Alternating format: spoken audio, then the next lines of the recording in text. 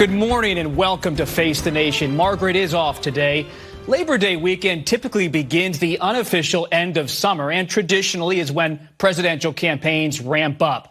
So we begin this morning with Republican presidential candidate, former UN ambassador, and former South Carolina Governor Nikki Haley. Good morning, Ambassador Haley. Good morning, Bob. Great to be with you.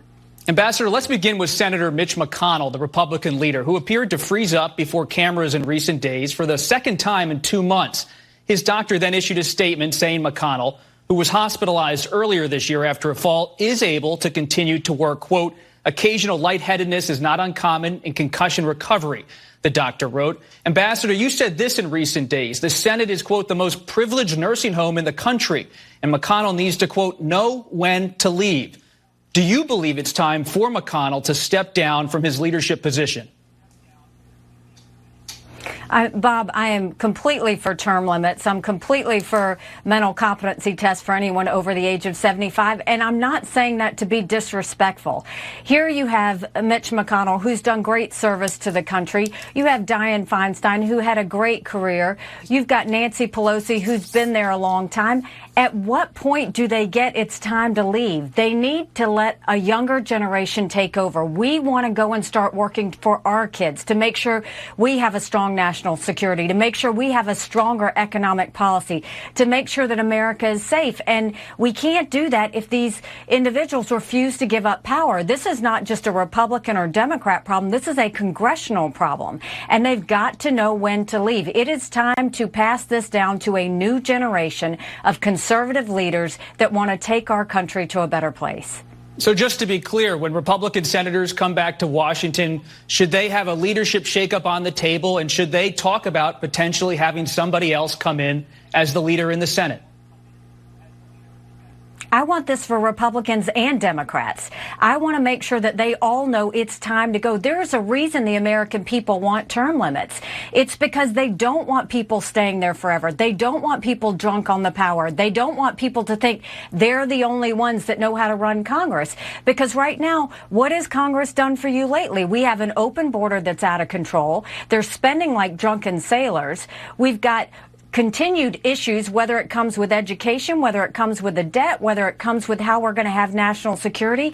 We need people at the top of their game. We have too many issues on the table that need to be dealt with. We can't continue to have these people who think they know better than the American people. The American people are saying it is time to go. If they would approve term limits, the American people would show that.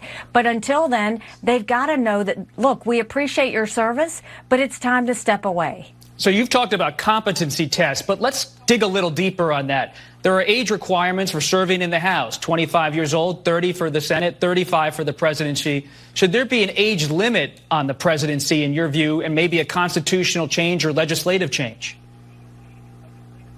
I think there should be mental competency tests, and I don't care if they're for everybody 50 and older. I don't care if they're for the entire Congress. These are basic tests, Bob. These are, tell us where you were born. Name 4 words that start with the same letter. How many grandchildren do you have? These are basic questions that anyone should be able to answer. And the way you do that is just when a candidate files to run for office, incumbent or newcomer, they have to give their financial disclosures. They should also give a notice from the doctor that tells about their mental capacity. I think that we need that. We can't stand watching Dianne Feinstein sit there and be told by an aide how she should vote. We can't worry about Mitch McConnell being frozen at a podium. We can't have Joe Biden forget where he is. Our enemies are watching all of this. And every time they have an instance like that, America is less safe because our enemies think we're out of control, and that's got to stop. You talked about spending. In just a few weeks, there's an important spending deadline in Washington. A potential government shutdown looms if they don't come up with a spending agreement to keep the government funded. Do you believe Republicans should take a hard line, and what exactly should they do with this looming? Well, I think Congress needs to do their job. You know, Biden has pushed us into socialism light. He's spending on every single thing, and they've forgotten the role of government. Government was intended to secure the rights and freedoms of the people. It was never meant to be all things to all people. So as we go into this, I have said that Biden has spent already $5 trillion in his term. But Republicans have spent too. We've watched them open up earmarks for the first time in 10 years. We've watched the 2024 appropriations bill has $7.4 billion in earmarks. Democrats have $2.8 billion in earmarks. So all of them are spending like drunken sailors, and it's our tax dollars that they're spending. What we're saying is, I had to balance a budget when I was governor of South Carolina. Americans have to balance their budget at home. Why is Congress the only group that refuses to balance a budget? They need to go in there and do the hard work. They need to make sure that they are giving money back to the taxpayers. They need to make sure that money is not being wasted. I think they need to do their job.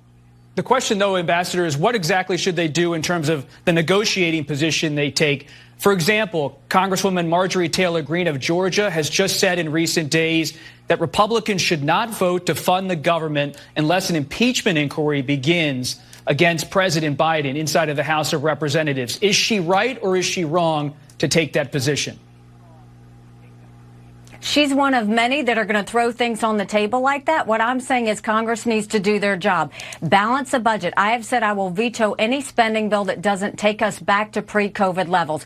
The only group that talks about closing down the government or playing these games are members of Congress. The American people aren't talking about that. The American people are telling Congress, do your job. Balance a budget. Stop the spending. Stop the borrowing. Eliminate the earmarks. Claw back the hundreds of billions of dollars of unspent COVID dollars. Right. Go after, instead of 87,000 IRS agents going after middle America, go after the hundreds of billions of dollars of COVID fraud that we know exists. These political games, the American people have no use for it. They just want them to do their job. It's not that hard.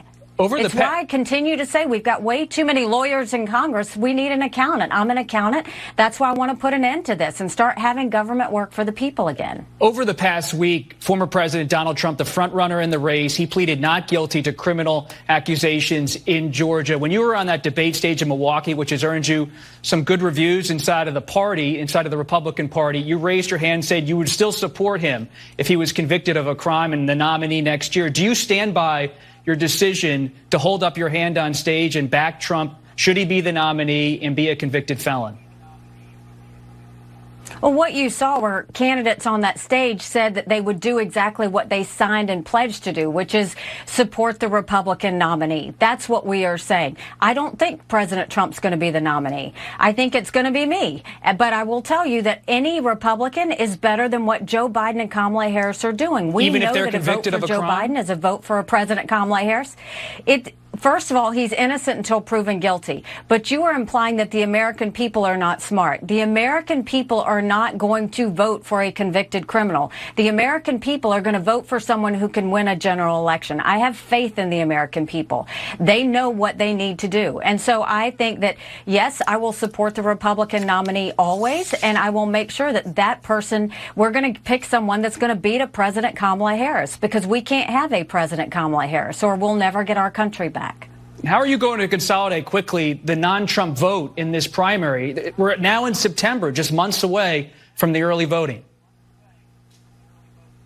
It's not about consolidating a non-Trump vote. It's about consolidating where Republicans want to go. I believe Republicans want to stop the crazy spending. I believe Republicans want to bring crime down and go back to law and order. I believe Republicans want transparency in schools. I believe Republicans want to secure the border. And I believe Republicans want to prevent war and have a strong national security. That's what we're talking about. It's not about a person. It's about a country. And it's not just about Republicans. It's about independents. It's about conservative Democrats that know that we're going in the wrong direction. Ambassador Haley, we'll see you soon on the campaign trail. We really appreciate you taking the time on a Sunday morning. Thank you.